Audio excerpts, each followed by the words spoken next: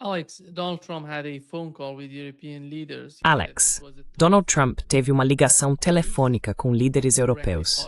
Ele disse que foi uma ligação difícil, que estava falando diretamente com eles. Parece que a natureza e o tom das conversas não foram muito amigáveis. Mas quando se trata da forma como Donald Trump e sua administração estão, você sabe, se comunicando com os europeus, você acha que eles estão fazendo isso da maneira adequada? Porque eu não vejo assim. Você mencionou como a administração Trump pode exercer muita pressão sobre esses líderes europeus. Quem são essas pessoas?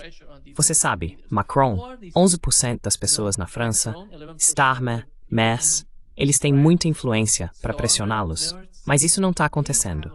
Eu vejo até na Rússia, sabe, as pessoas na Rússia, a liderança estão tão confusas com a forma como Donald Trump está lidando com os europeus. Por que isso?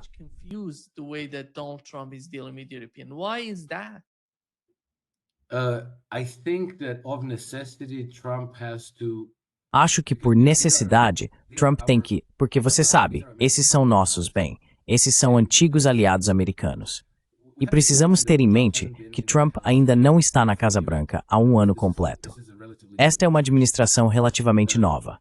Há muito pensamento enraizado, relacionamentos herdados e laços entre indivíduos e instituições de ambos os lados do Atlântico. Você não pode simplesmente reverter tudo isso de uma só vez. Além disso, eles sabiam que Trump voltaria há algum tempo, ou pelo menos achavam que ele poderia voltar.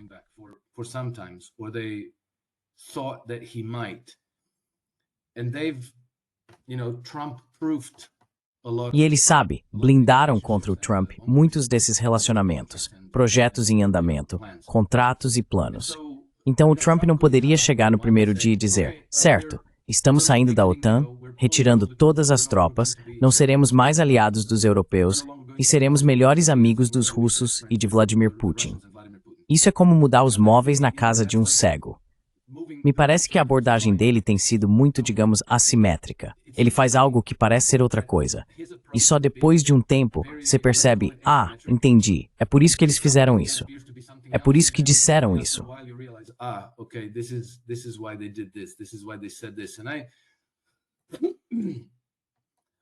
E eu acreditei nisso desde o começo, mas também fiquei confuso algumas vezes. E tenho que dizer, ainda fico confuso com as questões de, digamos, Venezuela e Argentina. Ainda não entendo o que diabos eles estão fazendo lá.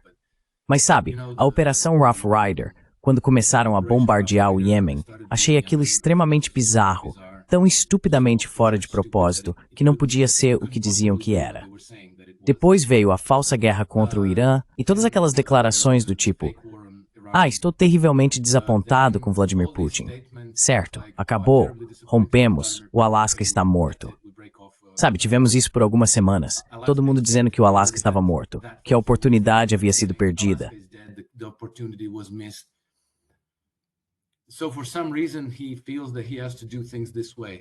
Por algum motivo, ele sente que precisa fazer as coisas desse jeito.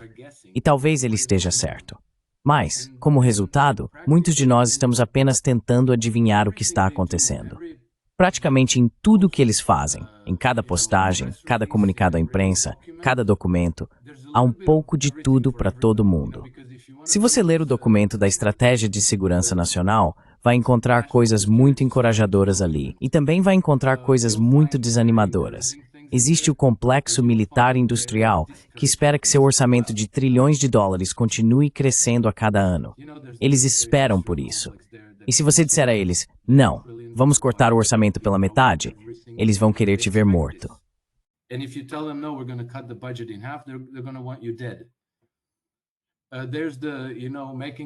Tem toda essa coisa de tornar a América saudável novamente, o que é, você sabe, potencialmente muito ruim para Big Pharma. Então eles também podem querer vê-lo morto. A OTAN, agora parece que os Estados Unidos podem em breve se retirar da aliança da OTAN. Essas pessoas também vão querer vê-lo morto. E acho que isso explica a forma como estão lidando com a situação. E veja, há apenas 10 dias, quando Steve Witkoff e Jared Kushner estavam em Moscou, as pessoas precisam se perguntar, por que ele enviou Steve Witkoff e Jared Kushner para Moscou? Por que não enviou Marco Rubio, secretário de Estado? Esse deveria ser o trabalho dele. Bem, obviamente, porque ele não pode confiar nessas pessoas. Well, obviously, because he can't trust those people. He's sending people that he trusts personally. Ele está enviando pessoas em quem confia pessoalmente. Isso mostra o quanto ele pode se sentir ameaçado e o quão frágil é toda a sua agenda. Que ele não pode deixar Marco Rubio fazer o trabalho porque acha que será sabotado, sufocado de alguma forma. Então ele envia seu amigo Steve Witkoff, que até agora tem sido confiável e parece ser um homem bem intencionado e decente, e tem feito o trabalho até aqui. Acho que essa é a resposta. Trump está agindo como se estivesse sob cerco, provavelmente com um certo sentimento de profunda insegurança em relação às pessoas ao seu redor, sem conseguir saber 100% em quem confiar, quem é leal, quem não é, quem está trabalhando para o outro lado. Acho que é por isso que nem os russos conseguem saber. I think this is why even the Russians can't tell. Sabe, o que a Europa, na minha opinião, não consegue entender é que os Estados Unidos mudaram completamente, ou melhor, o mundo inteiro mudou completamente, em comparação com o que era antes das guerras no Iraque e no Afeganistão. Você se lembra do general Wesley Clark? Ele dizia: por que estamos indo para o Iraque e o Afeganistão, ou até para a Líbia, ou todos esses países? Somos grandes, temos muito para gastar lá. Agora, os Estados Unidos não estão mais nessa mesma posição, e a Europa não entende isso. É por isso que os Estados Unidos não querem a continuação do conflito na Ucrânia. Não é nem Iraque, nem Afeganistão. É a Rússia, entende?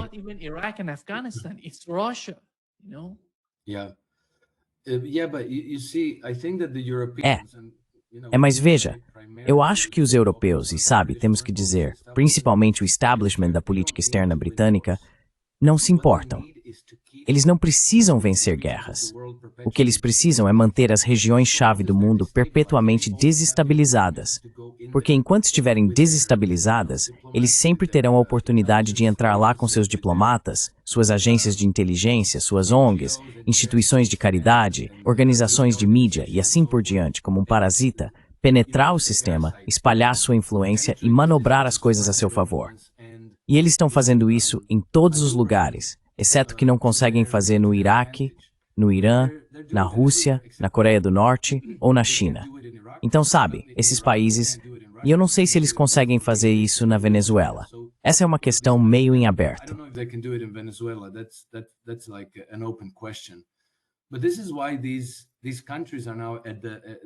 Mas é por isso que esses países agora são alvos do império. E você sabe, se eles não conseguem vencer por esses meios encobertos e através de seu poder brando, então os Estados Unidos precisam começar a lançar bombas e enviar forças especiais e coisas do tipo. Então quando os Estados Unidos dizem, ok, chega, não vou mais fazer isso por vocês, todos enlouquecem porque não têm outras formas de agir. Bem, aparentemente as redes de inteligência britânicas controlam a maior parte das forças jihadistas ao redor do mundo e provavelmente controlam a maioria dessas milícias e batalhões neonazistas na Ucrânia. Então, quando perderem na Ucrânia, provavelmente tentarão extrair a maioria deles para outros lugares, a fim de realizar atos de terrorismo, sabotagem e assassinatos pela Europa, pelos Estados Unidos e onde mais precisarem deles. Wherever else they need them. But this is not a military, you can burn things up. Mas isso não é um exército.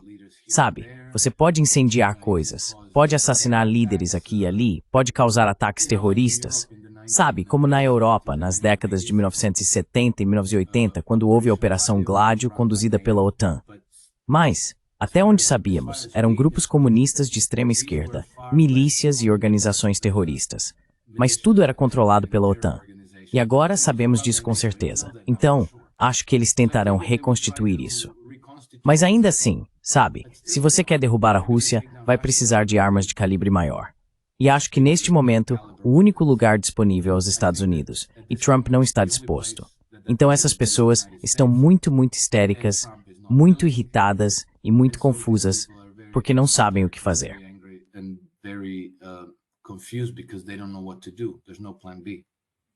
Não existe um plano B. Acho que a chave está nos britânicos e no governo britânico, porque se você observar o que está acontecendo em Israel, precisa se perguntar, O que Israel tem a ver com o conflito na Ucrânia? Por que todos esses sionistas nos Estados Unidos estão apoiando a Ucrânia?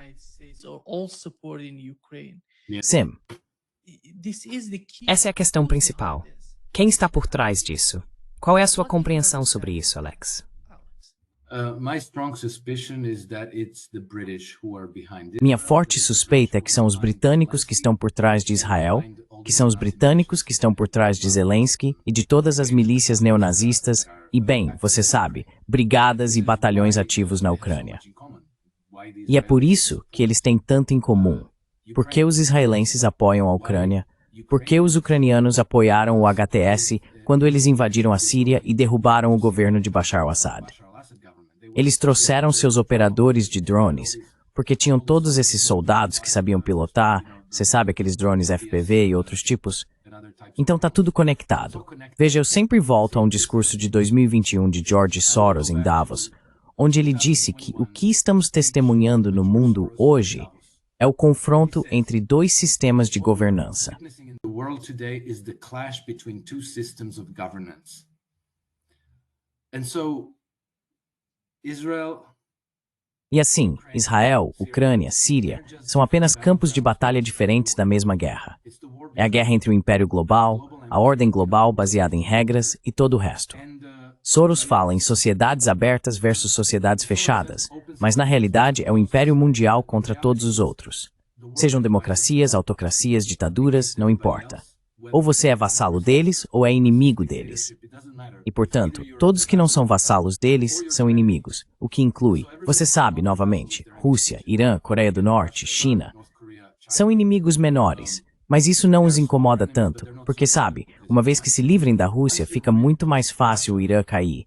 E então podem usar a Rússia contra a China da mesma forma que usam a Ucrânia contra a Rússia. China in the same way that you use Ukraine against Russia. You know, this is what they do. This is how they do it. Sabe, é isso que eles fazem. É assim que eles fazem. E esse é o conflito.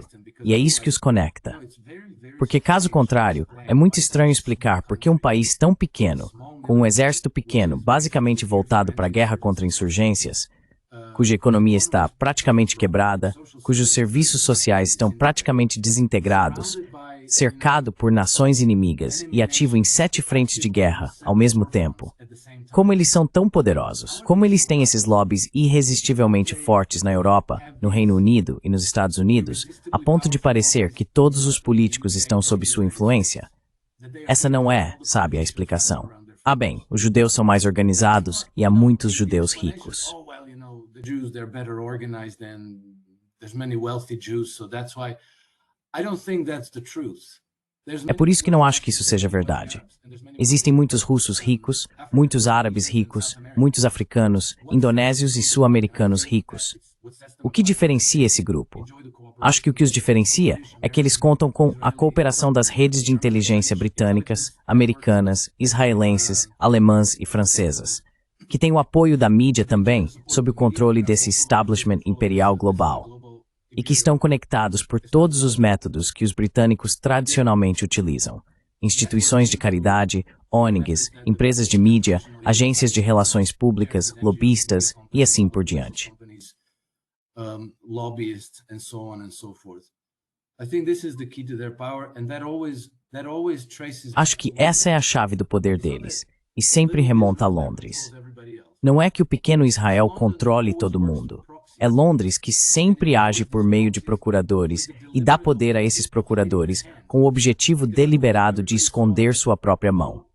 Porque, caso contrário, se todos vissem que, são os britânicos por trás da guerra entre a Arábia Saudita e o Iêmen, são os britânicos que estavam por trás da Turquia quando derrubaram Bashar al-Assad, são os britânicos que estão por trás de Israel, Mianmar, Índia, Paquistão, em todo lugar.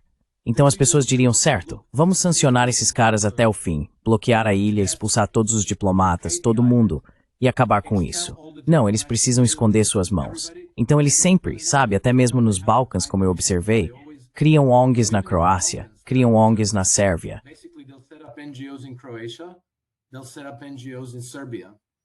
And then Serbian NGOs will fund E então as ONGs sérvias vão financiar provocações e ações de sabotagem na Croácia. E então os croatas percebem e dizem, são os sérvios que estão fazendo isso conosco. E então você sabe, eles têm ONGs na Croácia que financiam ações provocativas contra os sérvios. E então os sérvios investigam e sentem, são os croatas que estão fazendo essas coisas. E antes que se perceba, os dois estão brigando. Sabe, é como o velho provérbio irlandês. Se você vir dois vizinhos brigando de manhã, pode ter certeza de que um deles jantou com o inglês. Infelizmente, isso é injusto com os 99% dos britânicos, que são pessoas decentes como todo mundo. Mas o establishment deles tem sido o epicentro do veneno que vem contaminando toda a humanidade há mais de um século.